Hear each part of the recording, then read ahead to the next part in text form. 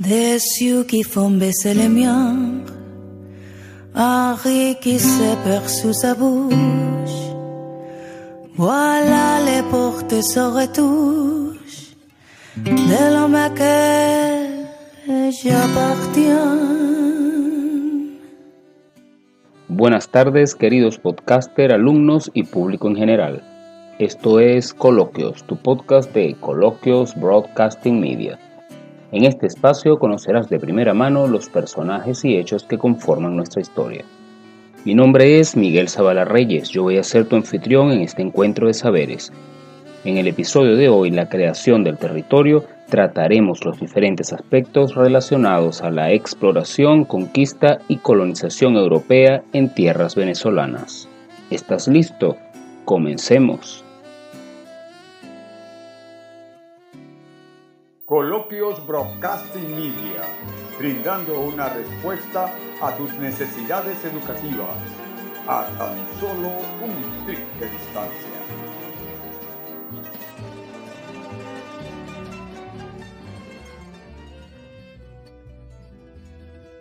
Lo que conocemos bajo el término del contacto para referir al encuentro entre Europa y América, metafóricamente marca su inicio con el sueño de Cristóbal Colón, almirante de la mar Océana que reflejaba la codicia del hombre insatisfecho, convirtiendo a la llamada Tierra de Gracia en un infierno de avaricias.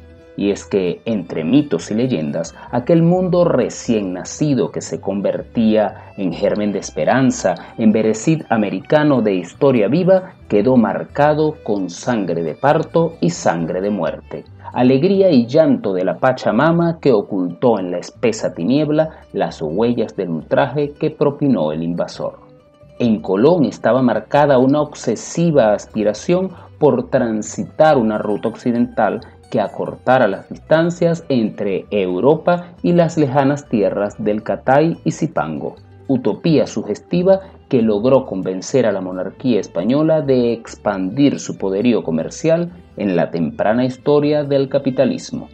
Con una tripulación de 190 hombres partía Colón del puerto de Palos el 3 de agosto de 1492, con 3 embarcaciones. La nave capitana era la Santa María, las otras 2 de menor tamaño eran la Pinta comandada por Martín Alonso Pinzón y la Niña dirigida por su hermano Vicente Yáñez Pinzón. Navegaron más de 30 días hacia el poniente sin vislumbrar la tierra prometida, lo que trajo desasosiego y desconfianza entre la tripulación. Estaban todos a punto de sublevar. Sin embargo, Colón logró tranquilizarlos y el 12 de octubre de 1492 avistaron una isla en la que desembarcaron en nombre de los reyes católicos. La Guananí de los nativos fue llamada San Salvador por el almirante. Esta era una de las islas del archipiélago de las Bahamas y aunque no se ha encontrado específicamente cuál de ellas era, se asume con probabilidad de que fuese la que hoy se conoce con el nombre de Guadni.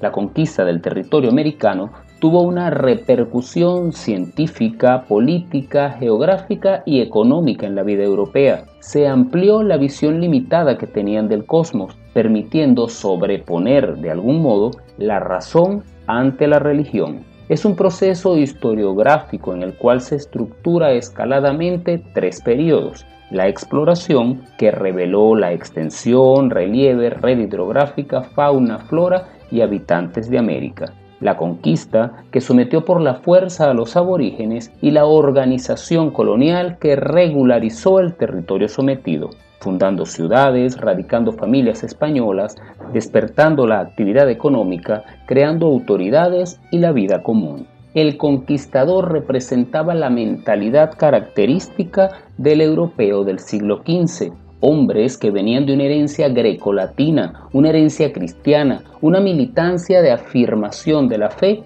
y acababan de encontrar en un mundo desconocido perspectivas extraordinarias de ajuste, de choque, de encontronazo violento como comienzo de una nueva historia, de nuestra historia.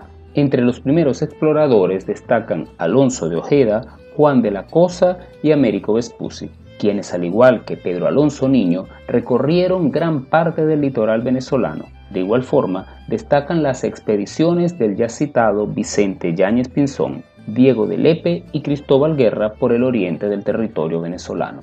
La expedición realizada en 1500 por Alonso de Ojeda, el cartógrafo Juan de la Cosa y el florentino Américo Vespucci, hombre que le da el nombre América, logra hacer un recorrido por toda la costa, desde el Golfo de Paria hasta la entrada del lago de Maracaibo. En ese recorrido dan nombre a sus costas, empezando por la costa de Paria, un poco más allá la costa de Maracapana, en el espacio insular las islas de los gigantes que eran Curazao y Aruba y por último el Golfo de Venezuela.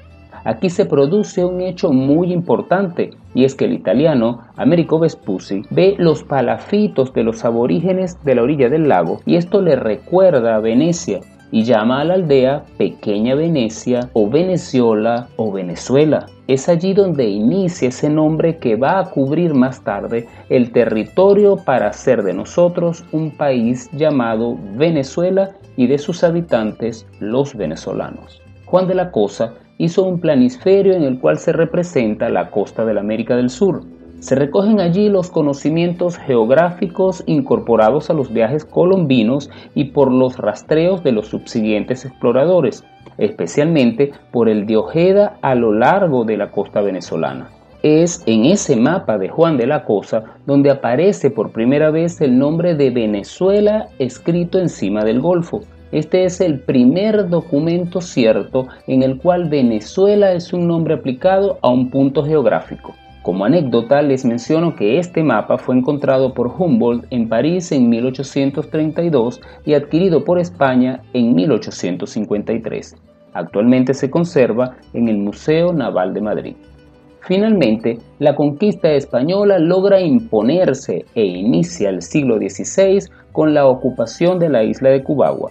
En 1500 ya estaban instalados 50 aventureros que buscaban las preciadas gemas de nácar, y aunque la isla fue abandonada en 1520 a causa de una insurrección indígena, fue ocupada nuevamente en 1526 cuando es elevada a la categoría de villa con la denominación de Villa de Santiago de Cubagua para finalmente fundar en 1528 la ciudad de Nueva Cádiz. Ahora bien, para facilitar el estudio de la expansión colonizadora en el territorio venezolano, vamos a hablar de 4 zonas: Oriente, Occidente, Sur y Centro. El Oriente fue poblado por emisarios de la Audiencia de Santo Domingo, empeñada en combatir el tráfico de indígenas esclavizados. Ya para 1529, Diego Fernández Serpa había llegado a Cumaná con un buen número de familias con las cuales iniciaba el poblamiento de la zona, mientras que la ocupación europea en el occidente desarrolló un proceso fundacional en la ciudad de Coro, discriminado historiográficamente en 3 momentos significativos. El primero, identificado con la fundación de hecho a cargo de Juan de Ampíes hijo en 1527, quien había entablado una relación amistosa o pudiera llamarse diplomática con la población originaria perteneciente a la etnia caquetía. Un segundo momento, en noviembre de 1528, narra el encuentro del Manaure, representante caquetío, con Juan de Ampíes padre, quien se desempeñaba como factor de la corona en la isla La Isabela, actual República Dominicana. Para Ampíes era importante este contacto que se estaba estableciendo en tierra firme, ya que podía ampliar con los mercaderes de Santo Domingo la exportación de la madera tintoria de Palo Brasil que existía en el litoral coreano y en las sierras inmediatas, y era un recurso valorado con un alto precio dentro del monopolio de la corona. La obra colonizadora de Ampíes, que podemos catalogarla de pacífica, se vio interrumpida por la llegada de los agentes alemanes de la Casa Welser en febrero de 1529, y esto es lo que identificamos como tercer momento dentro de este proceso fundacional y que corresponde a la fundación de derecho luego de establecerse el cabildo en la ciudad de Coro. Con respecto a la región del sur, el capitán Diego de Ordaz fue el primer europeo en explorar y cartografiar en 1530 el río Orinoco, travesía que le condujo hasta los confines del Meta. Por otra parte, Antonio de Berrío realizó el mismo viaje pero en sentido inverso, aunque no corrió con la misma suerte ya que cayó en manos del aventurero inglés Walter Raleigh.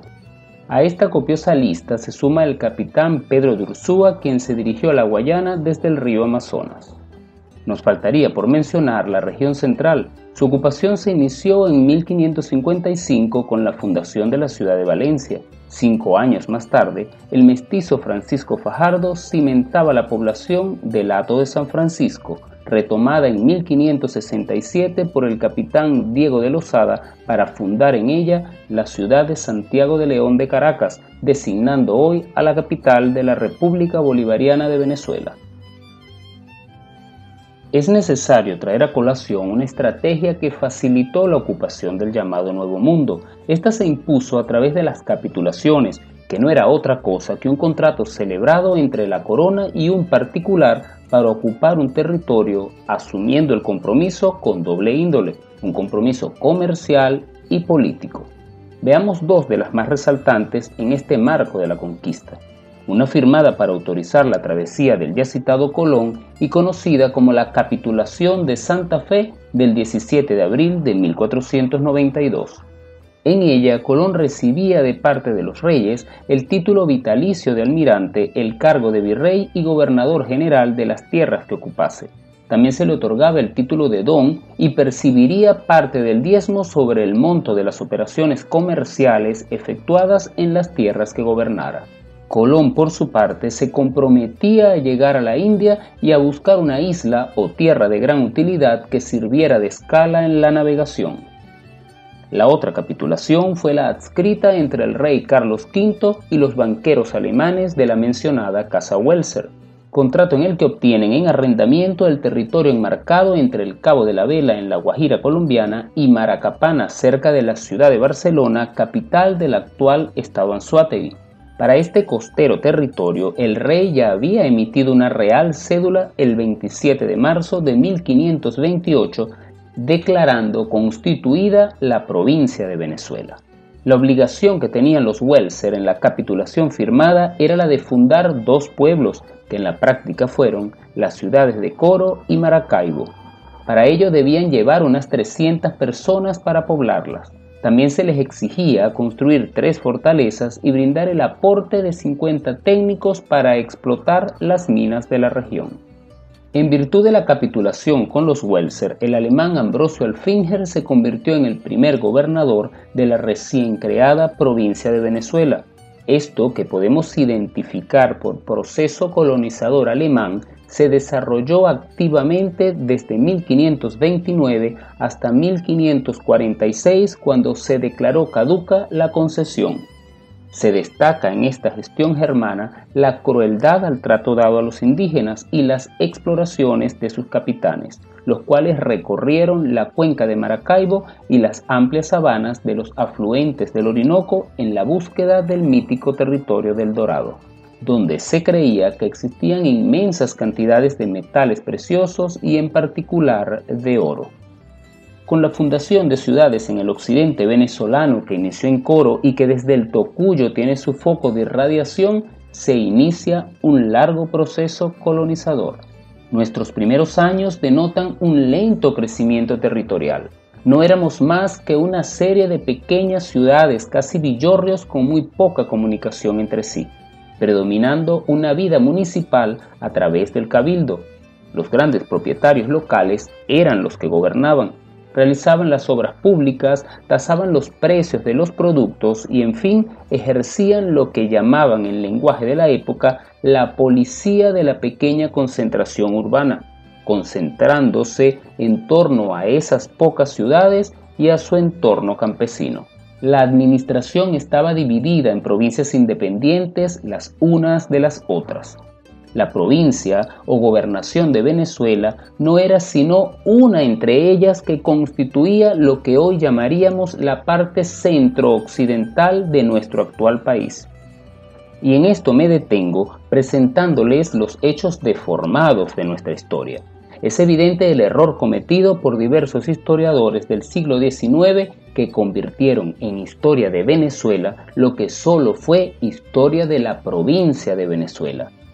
Dos hechos contribuyeron a esta manipulación historiográfica. En primer lugar, la Revolución de la Independencia encabezada por la ciudad de Caracas, ya que en la segunda mitad del siglo XVIII se realizó un proceso de centralización en esta provincia y su capital, Como ejemplo tenemos la Intendencia, la Capitanía General, la Real Audiencia, el Consulado y hasta el Arzobispado, todo con sede en Caracas.